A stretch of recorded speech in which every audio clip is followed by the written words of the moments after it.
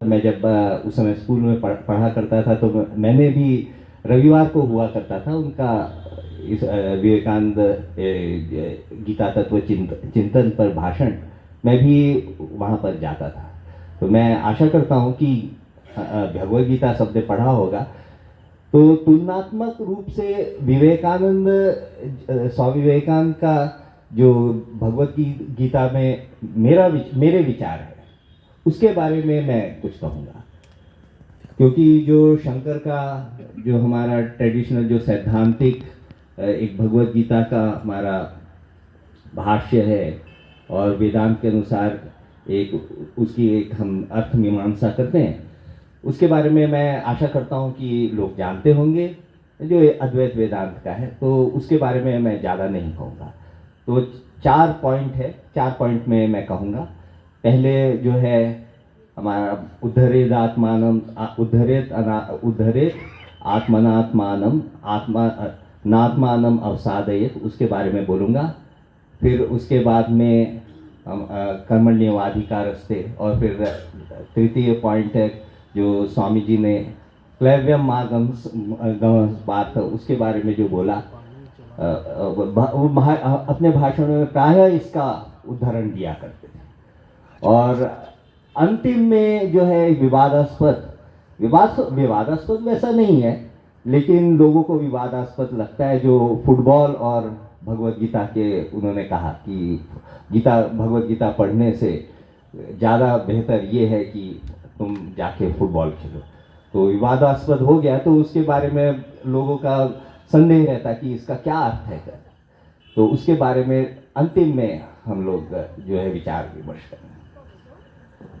तो पहले भगवद गीता के बारे में मेरे जो विचार हैं मैं कुछ उनको कह देता हूँ कि श्री रामकृष्ण ने जैसे सब धर्म समन्वय किया है तो योग समन्वय भी किया है।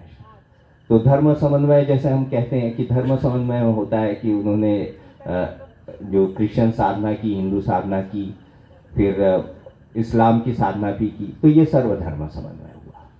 उसके साथ साथ में श्री रामकृष्ण ने योग समन्वय भी किया। योग समन्वय ये है कि भक्ति की भी साधना की, ज्ञान की भी साधना, वेदांत साधना की, और राजयोग तो था ही। तो ये जो योग समन्वय है उसमें हम देखेंगे कि श्री कृष्ण ने भी जो भगवद गीता में है जो मिलता है वो योग समन्वय की बात है।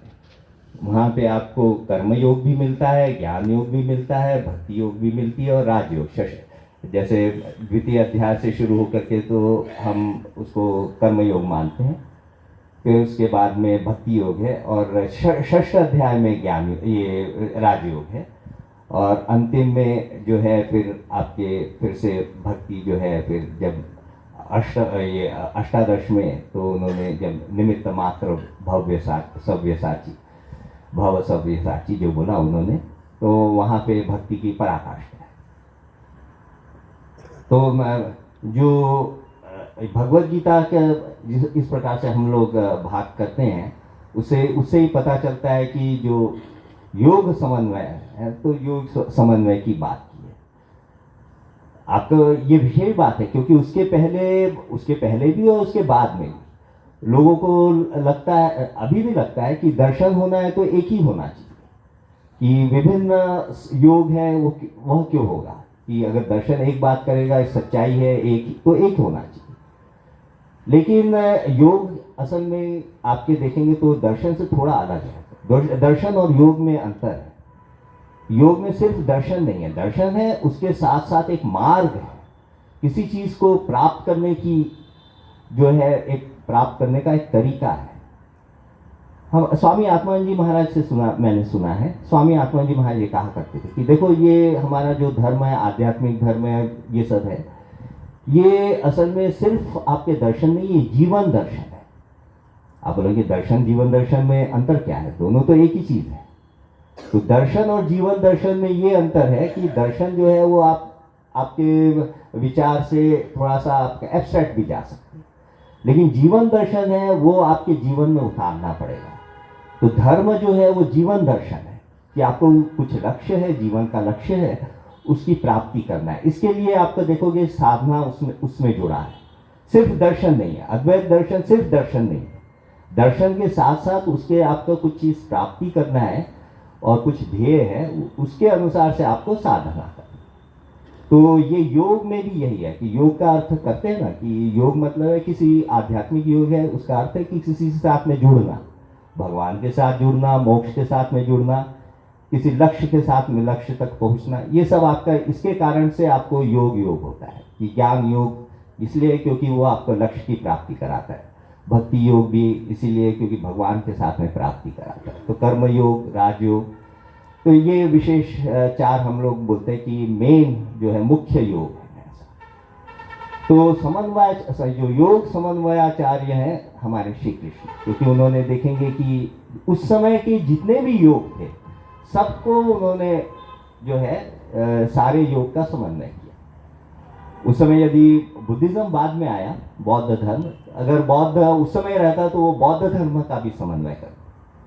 उससे असल में पता चलता है कि जिस कारण से बौद्ध धर्म के बारे में वहाँ उल्लेख नहीं है, तो बौद्ध धर्म भगवद गीता के बाद में आया। तो ये है। और उसके बाद में ये हमारे श्री कृष्ण की बात है। फिर अर्जुन के बारे में कुछ मैं कहना चाहूँगा। वैसे लोगों का ये लोग ये सोचते हैं कि जो हम लोग में तामसिकता आ गई है, तो ये हमारे जो कर्म है, अकर्म के बारे में हमारे वेदांत दर्शन में इत्यादि हमारे हिंदू दर्शनों में कि कर्म कैसे बंधन का कारण होता है, इसके बारे में विशेष जो ज्ञान और कर्म का जो लड़ाई है उसका काफ़ी वर्णन है। तो उसके कारण से जो है हम लोग जो है कि थोड़ा सा तामसिक हो गए। मैं बोलता हूँ नहीं, ऐसी बात नहीं है। कि जो तामसिकता है ना, जो स्वामी विवेकानंद ने भी बहुत बार कही है, तो तामसिकता जो है वो हमारे अंदर में है, हमारे खून में है। तो उसके कारण से जो है वो समाज की, जो एक समाज का है वो उसकी समस्या है, समाज की बीमारी, ये मैं मानता हूँ।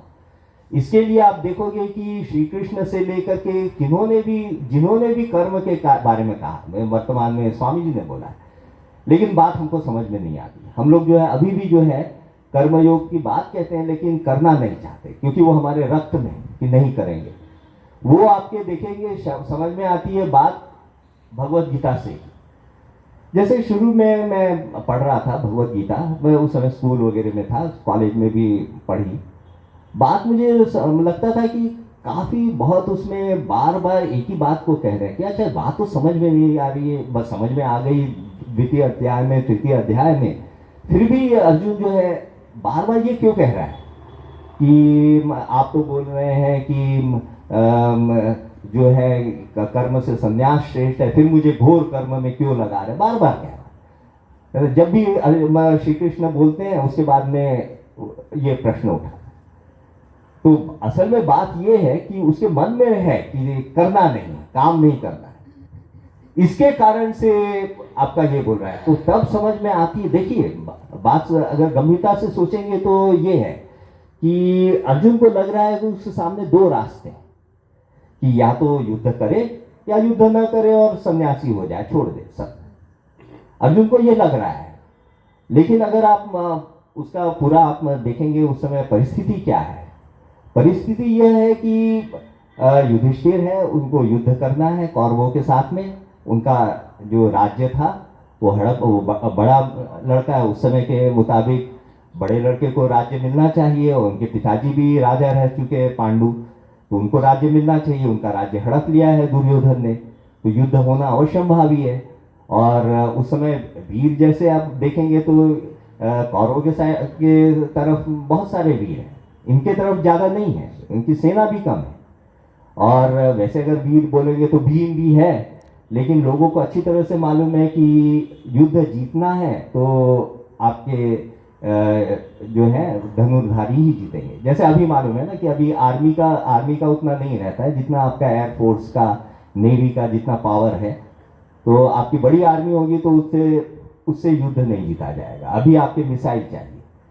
तो उस समय ऐसा था कि धनुर्धारी है। तो आप अगर देखेंगे तो इनके कौरवों की तरफ देखिए तो भीष्म है, द्रोण है, कृपाचार्य है, अश्वत्थामा है, फिर कर्ण है। जबकि आपके पांडव की तरफ सिर्फ अर्जुन की है। तो अर्जुन के ऊपर में भरोसा रख कर के ही युधिष्ठिर ने युद्ध का आह्वान किया है। और उसके बाद में भी अर्जुन को लग रहा है कि भाई मेरे पास में दो रास्ते हैं। अरे अगर छोड़ करके चला जाएगा तो युधिष्ठिर कैसे युद्ध जीतेगा, ये बात उसको समझ में नहीं आ रही। तो ये हमारे अंदर में अभी भी है कि हमारे सामने दो रास्ते हैं। श्री कृष्ण बार बार उसको समझा रहे हैं, भाई तुम्हारे सामने दो रास्ते है ही नहीं, तुम्हारे सामने सिर्फ एक ही रास्ता है कि युद्ध करने का। तो ये समझाने के लिए आप देख रहे हैं कि पूरा आपका भगवत गीता लग गया। तो जो बार बार हम लोग देखते हैं कि बार बार रिपीट हो रहा है, कि बार बार एक ही बात कही जा रही है, उसका कारण ये है कि हमारी जो मानसिकता है, अर्जुन जो है वो सिर्फ अर्जुन नहीं, ये पूरे भारतीय लोगों का है। हमारे सामने में ये हमारी मानसिकता है कि भाई हमारे सामने दो रास्ते, चीज करे कि ना करे। मैं बोलता हूं कि विश्व में एक पूरा हमारा हिंदू समाज है, भारतीय समाज है, जो ये मानता है कि भाई बिना कुछ किए भी कुछ हासिल किया जा सकता है। पूरे विश्व में कुछ ऐसा नहीं है। आप देखोगे डिग्निटी ऑफ लेबर जो हम लोग बोलते हैं, कि dignity of labour, dignity of knowledge, हमारे भारतीयों में नहीं है dignity of labour. Dignity of labour जो आपका एक सिद्धांत है, उस सिद्धांत के अनुसार सभी काम जो है वो महत्वपूर्ण होते हैं और काम के द्वारा ही कुछ प्राप्त किया जा सकता है।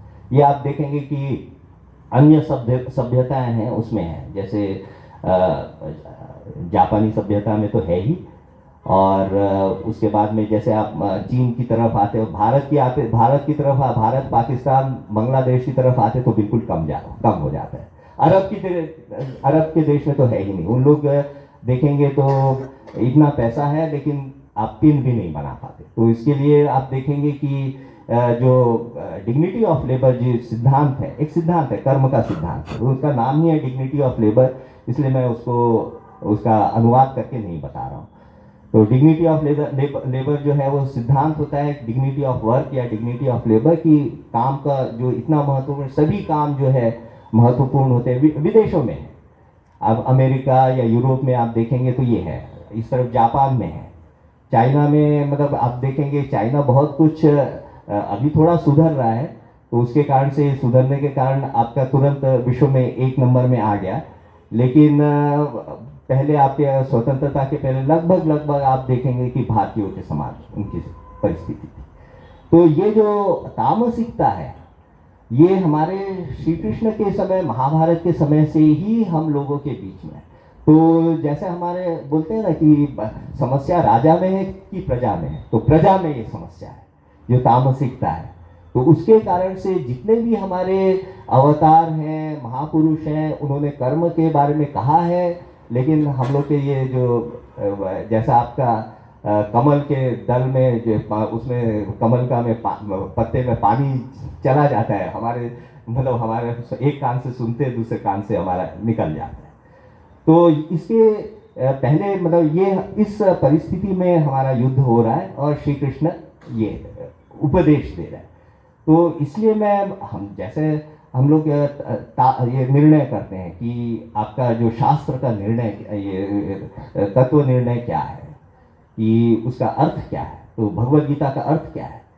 मैं एक बात कहना चाहता हूँ, जैसे हम लोग जो है थोड़ा फिलॉसफी, दर्शन वर्शन पसंद करते हैं ना, तो हम लोग जो है कि नहीं, इसका जो है गूढ़ अर्थ क्या है, सामने सामने अर्थ क्या होता है, ये नहीं देखना, गूढ़ अर्थ क्या होता है।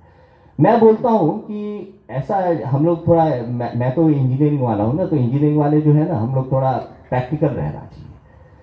मैं उल्टा मानता हूँ, मैं बोलता हूँ कि जब हम लोग तत्व निर्णय करते हैं, कि उसका तात्पर्य निर्णय करते हैं कि भगवत गीता क्या है, पहले ये है कि जैसा बोल रहे हैं श्री कृष्ण, जैसा बोल रहे हैं वैसा लेना चाहिए, मतलब फेस वैल्यू पर लेना चाहिए, वो बिटवीन द लाइन्स पढ़ने की जरूरत नहीं है।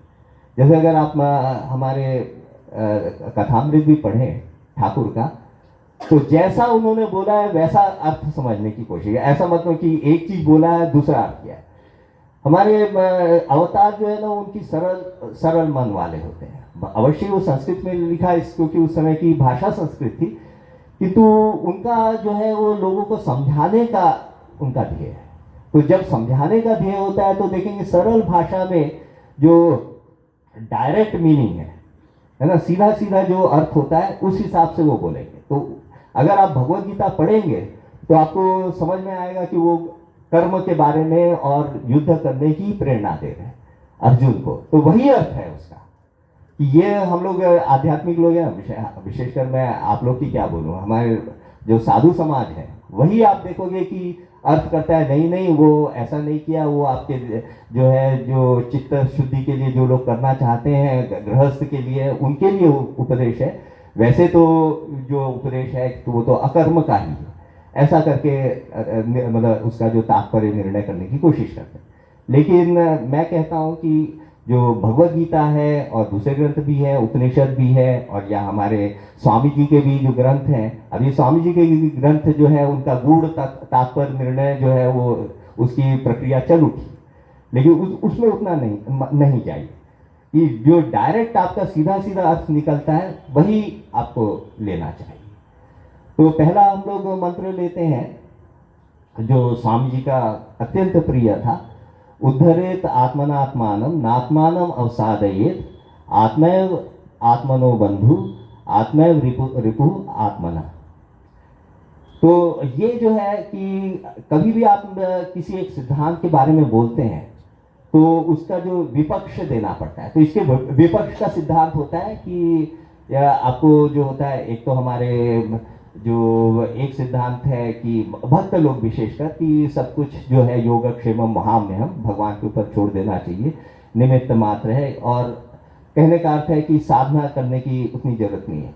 और वैसे श्री रामकृष्ण ने भी कहा है कि दो प्रकार के भक्त होते हैं, एक भक्त होता है जो जिनको माँ खुद अपने गोद में उठा के चलती है, और दूसरा भक्त होता है जो उंगली पकड़ा रहता है।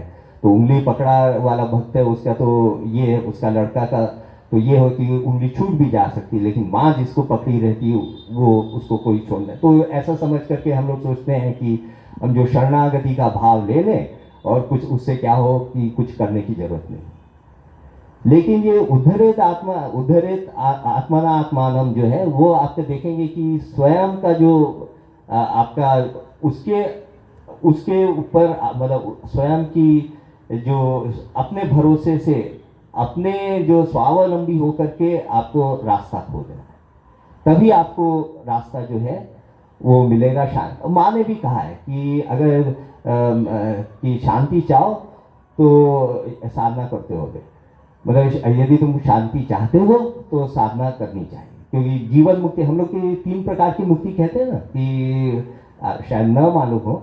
तो एक जीवन मुक्ति होती है, एक विधेय मुक्ति होती है, और तृतीय क्रम मुक्ति होती है।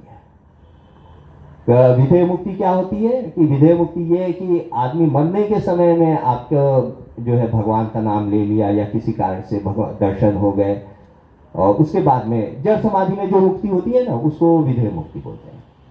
तो लोग ये बोलते हैं कि ठीक है अगर भगवान की शरणागति हो, भगवान अंतिम समय में हमारी मुक्ति करा दें, तो ये विधेय मुक्ति होती है।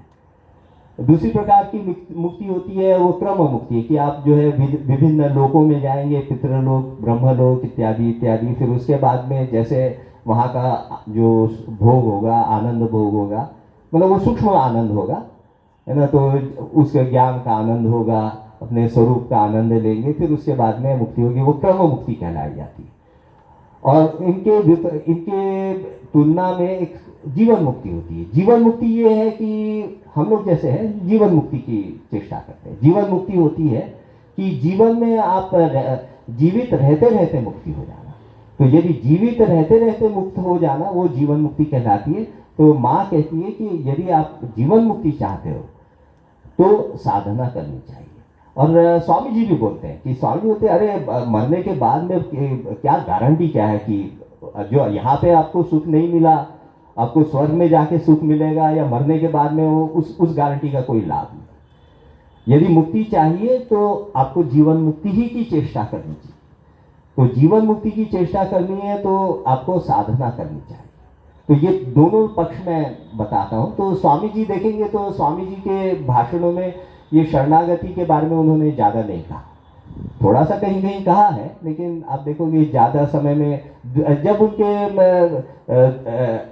ये क्षीर भवानी और वहाँ पे उनको जब उनका दर्शन नहीं, उनको आवाज़ सुनाई दी आकाश ध्वनि सुनाई, उसके बाद से उन्होंने उनकी शरणागति भाव आया। उस समय कुछ उन्होंने पत्रों में कहा, लेकिन उसके पहले आप देखोगे कि उनके जो वक्तृताएं हैं उनमें ज़्यादा आपका शरणागति। स्वामी जी जो है वो चाहते थे कि लोग जो है वो अपना कुछ कर्म करें और अपनी साधना करें और अपना, क्योंकि आत्मविश्वास आता है ना, तो हम लोग की जो कमजोरी है आपको उसको पकड़ना पड़ेगा। जो हम लोग के जो स्ट्रॉन्ग पॉइंट्स हैं उसको करने से कोई लाभ नहीं है, वीक पॉइंट्स को आपको देखना पड़ेगा। तो हमें जो देखेंगे, मैं भारतीयों को देखता हूँ तो हम लोग यथेष्ट धार्मिक हैं, हम लोग को ज्ञान समझ में आता है, हम लोग को भक्ति भी समझ में आ जाती है।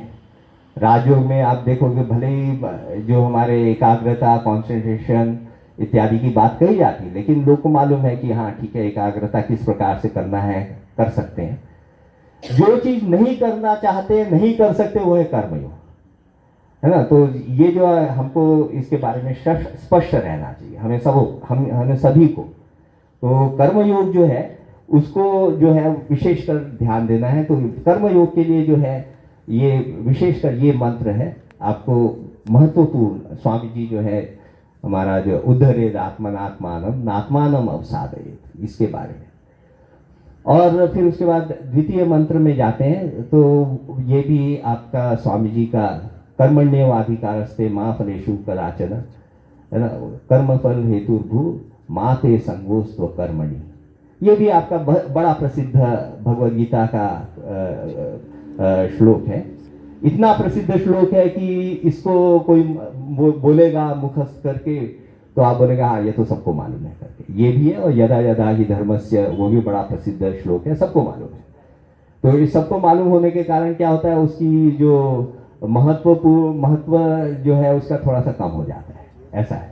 लेकिन मैं अभी भी मानता हूँ कि प्रसिद्ध होने से भी बहुत महत्वपूर्ण श्लोक है कि कर्म में जो है ये कर्म जो है कर्मयोग है, भगवद गीता का कर्मयोग है। इसका कर्मण्येवाधिकारस्ते मा फलेषु कदाचन कर्मफल हेतुर्भुः मा ते संगोस्त्व अकर्मणि। तो इसमें जो है भगवद गीता का कर्मयोग का सिद्धांत है। अब ये है कि लोगों को, बहुत सारे लोगों को ये बात समझ में नहीं आती है कि कर्मयोग जो है वो विभिन्न तरीके से किया जा सकता है।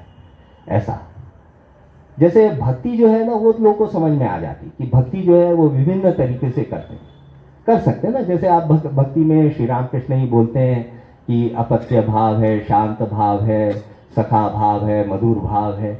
तो इस प्रकार से आप वात्सल्य भाव है, तो ये आपके 5 भाव तो लोग कहते ही हैं कि ये जो 5 भावों से मालूम है ना सब, ये क्या है।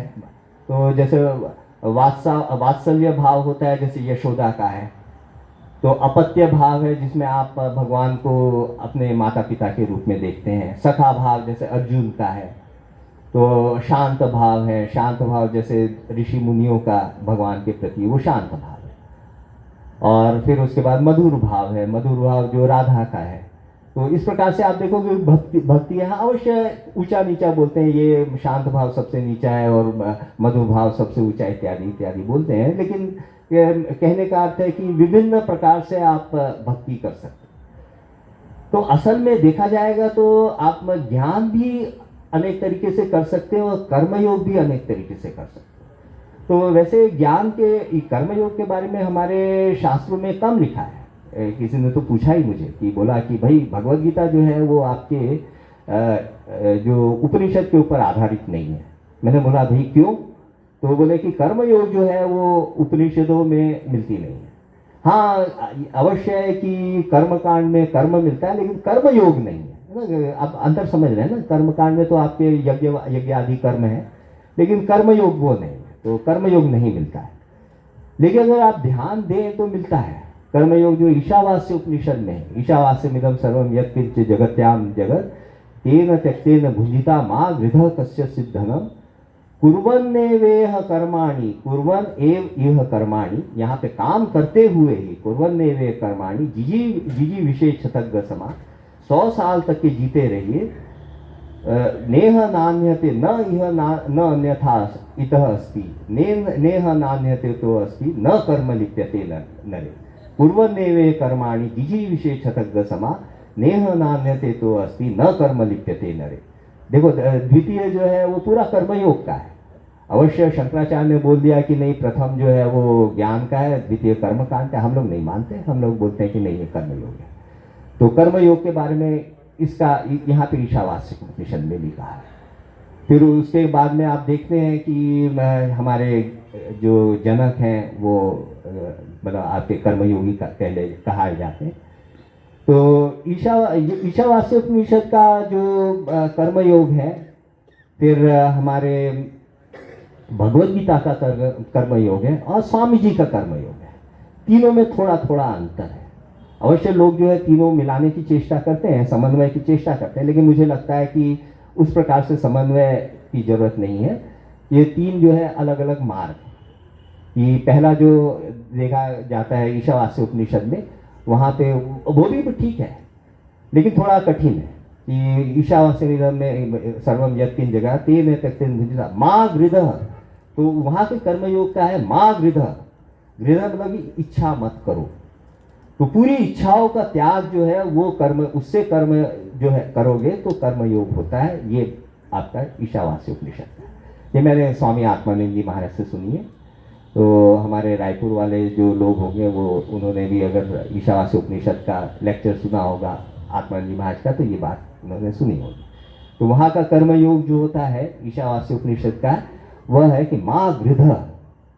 फिर अगर हम भगवद गीता का देखेंगे तो देखेंगे कि हाँ इच्छाओं का त्याग मुश्किल है, तो इसके बाद में इच्छा कर सकते हो, लेकिन आपका जो आसक्ति त्याग करता है तो कर्म आसक्ति त्याग करता है। ये आपका भगवद गीता है ना। तो जो हम इसके कर्म के बारे में जो देखते हैं कि कर्म फल जो है वो उसका त्याग करना है, वह भगवद गीता में कि जो आपका प्रसिद्ध हमारा जो मंत्र है भगवद गीता का, जो सब लोग को मालूम रहता है कि वो यही कहता है। लेकिन फिर उसके बाद में मैंने कहा ना कि तुलनात्मक रूप से करने से हमको समझ में आता है कि जो वर्तमान युग में जो है कर्म करो, कर्मासक्ति का त्याग करके श्री कृष्ण उसके उदाहरण है। तो जब भी हम देखेंगे कि भाई इसका कौन उदाहरण है, तो जो कर्मयोग कहा गया है भगवद गीता, उसके उदाहरण है श्री कृष्ण। तो श्री कृष्ण एकदम निर्विकार रह करके आपके कर्म करते जाएंगे। महाभारत का युद्ध भी किया उन्होंने। तो महाभारत का युद्ध में किया, लेकिन उन्होंने सारथी के रूप में, पार्थ सारथी उनका नाम है, तो पार्थ सारथी के रूप में किया। सब समय उन्होंने जो उनका रथ चलाया, अर्जुन का रथ चलाया। पूरे कहा जाता है कि पूरा युद्ध जो पांडवों ने जीता उसके कारण भूत श्री कृष्ण ही थे।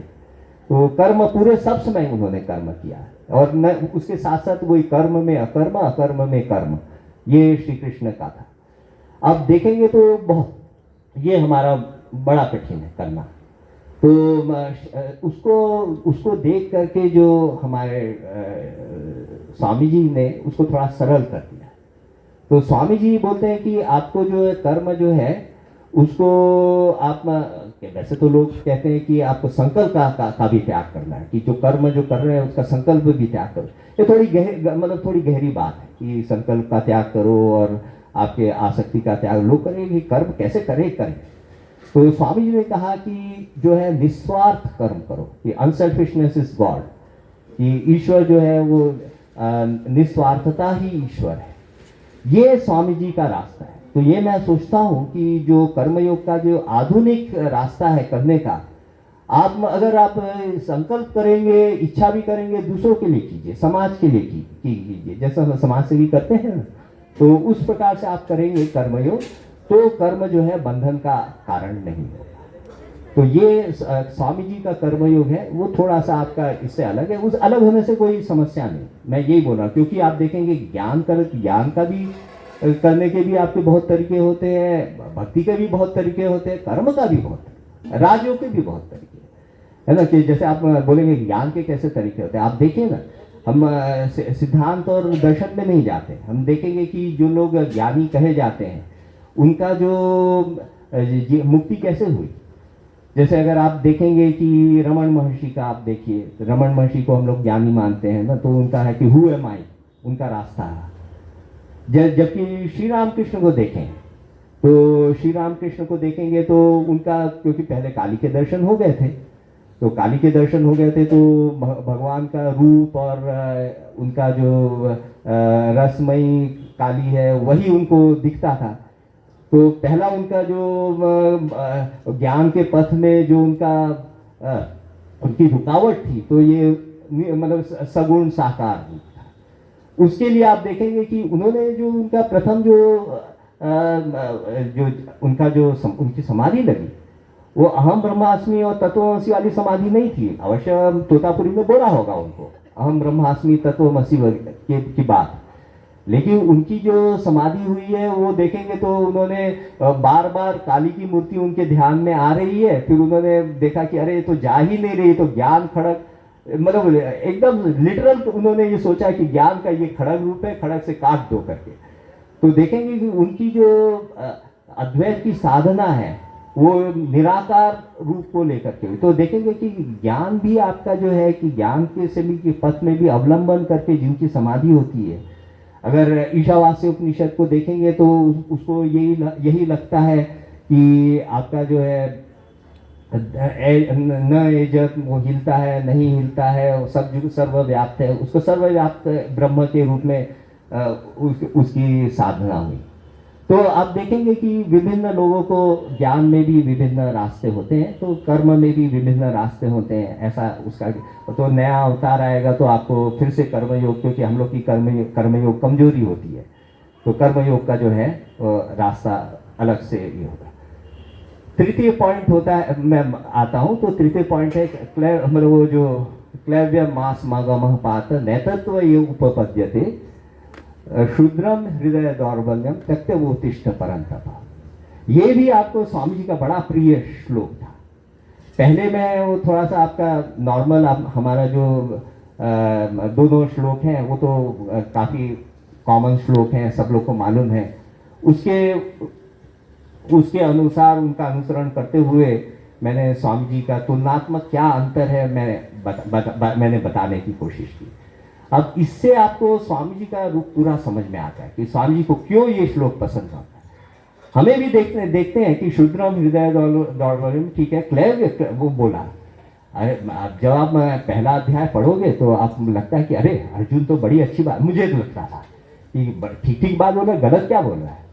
युद्ध करेंगे तो ऐसा विनाश होगा, और हम लोग उस समय पढ़ा भी करते थे ना, तो युद्ध की उस समय तो ये इसकी एटॉमिक ये आपका सेकेंड वर्ल्ड वॉर में ये सब हुआ, तो हम लोग कम उम्र के थे तो हम लोग को लगता था युद्ध बड़ी खराब चीज़ है। तो वो तो स्कूल कॉलेज में सिखाया जाता था, तो युद्ध बड़ी खराब चीज़ है। हमारे जब स्वतंत्रता संग्राम के समय में भी इतना सब लोग मरे, तो युद्ध में भी मरते हैं, तो ये भावना थी। तो हम लोग ठीक बात तो कह रहा है कि अर्जुन तो अच्छी बात कह रहा है, इतनी अच्छी बात कह रहा है कि युद्ध नहीं करना है, सब ये हमारे